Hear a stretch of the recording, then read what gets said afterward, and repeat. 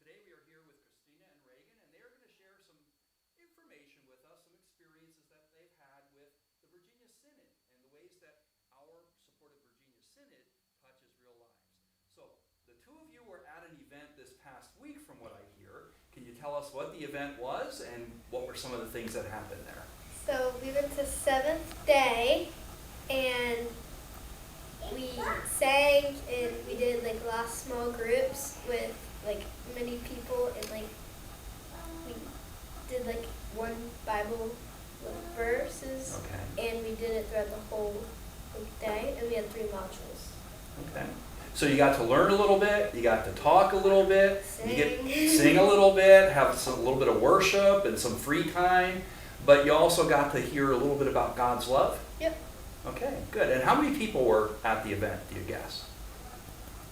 Probably there were 9 groups, 6 to 7 in each group, so maybe 72-ish. Of young people? Yes, of young people. Okay, wonderful. So 72 people or so having this experience. What was the experience like for you? It was really like nice because you don't really get to meet a lot of young Lutherans your age, like around town. So it's nice like to be with everybody, and like you sang with everybody, and like feels like you all connected, and like you all had the same faith in God. So. Okay.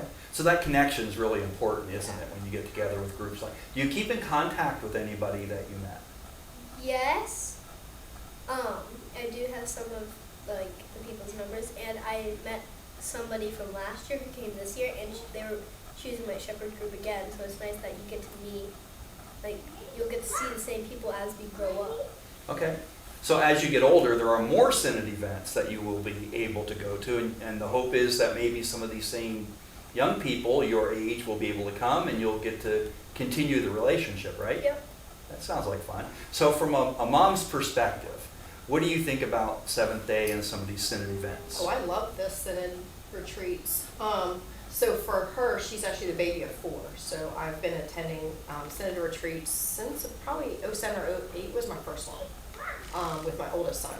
Mm-hmm. And I remember when I went to that, when I went literally just as a chaperone, I was not going to participate because I was, good Lutherans were very quiet about our faith. So I didn't want to be out there.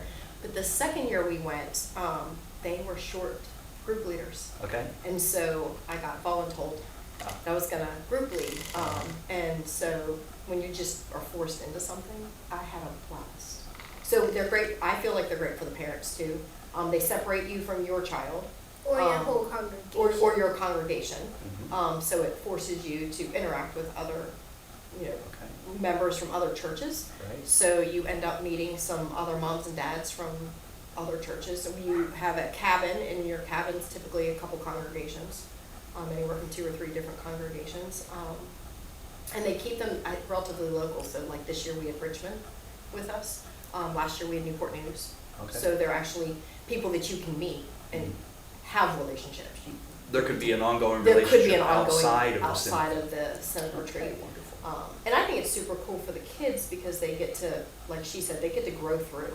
So she's a rising 7th grader, so she'll get to go to Lost and Found in November.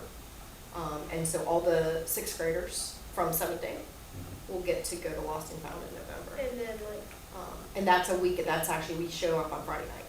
Mm-hmm. So that's more like a 2-day event. Okay. It's from Friday till Sunday. And then there's also Caroline Furnace, which I also went to. And Can you tell people what Caroline?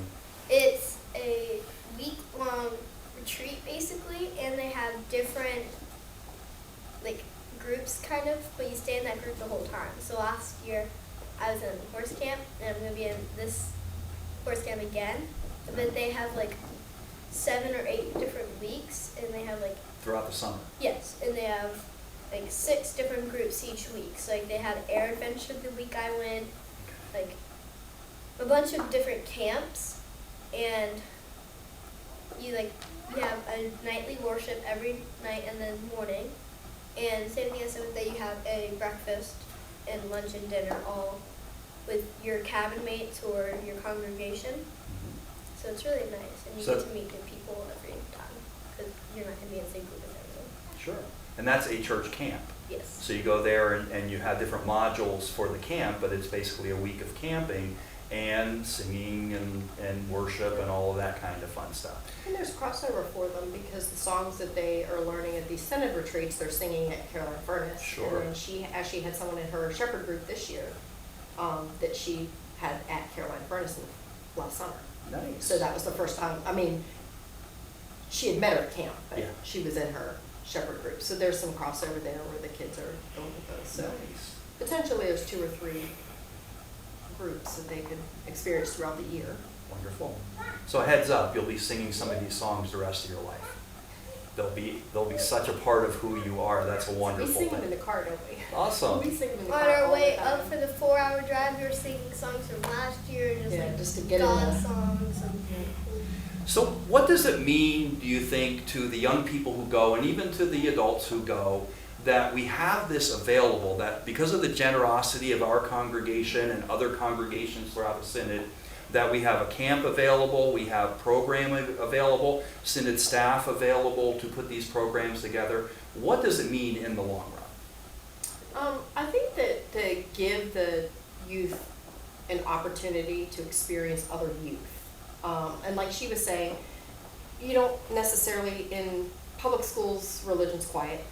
People aren't necessarily, neighborhoods, people, they don't talk to each other anymore. So it gives them an opportunity to meet other children that are sharing faith. Because even as adults, I find restricted, now the older I've gotten, the less restricted I would talk about God anytime I want. And I don't care about the consequences anymore. But there becomes a point where you do.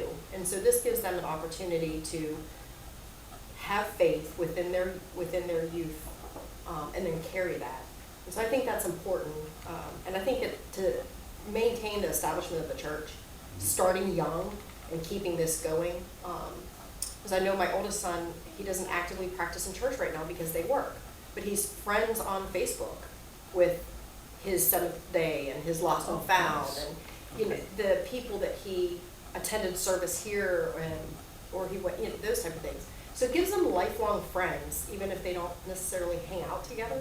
It gives them, starting young, a group of people that There's a connection that's ongoing. there's a connection, and I think that the church, it's up to us, it's up to the older ones to maintain, to keep that. And so, which is why I go with them, because I feel like I would take any children, I would take any child in foster that wanted to go to these retreats, because it's our job to get them there and to make sure that we foster that, And like little trees.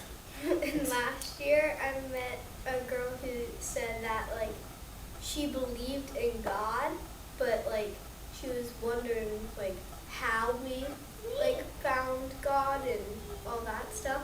And then and then this year, she, like, found why, and she now is, like, she loves God more than ever. Okay. And it's nice because following the you don't meet other young Lutherans, it's nice that like you could help another young Lutheran find their belief Okay. in Jesus and God just by going to a little retreat or camp Nicely said. about God. Now, I want a question for you. So you go to this event and you get all enthused and energetic.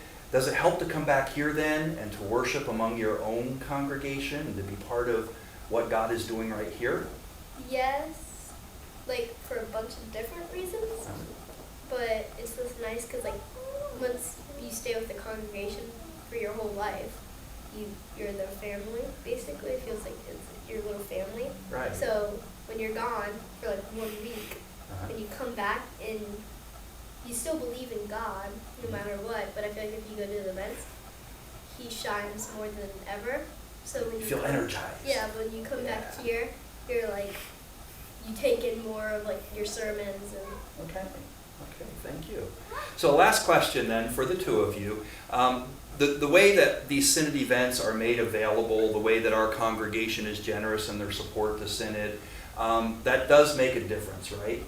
Is there anything you would like to say to the congregation in terms of their supporting of these events and the way that it touches real lives? Well, I think it's amazing that the congregations are supporting the Synod advance, because this is our future. This is our future of our church, and we have to foster it, and this fosters it, and it gives them a foundation that even if they separate temporarily because of life, they will return and they will come back, and it will be because of what we've done for them. Well, thank you. Thank you both. And thank you for your generosity and all that you do for the support of our congregation and the Synod through the congregation. It really does make a difference. So thank you. Thank you.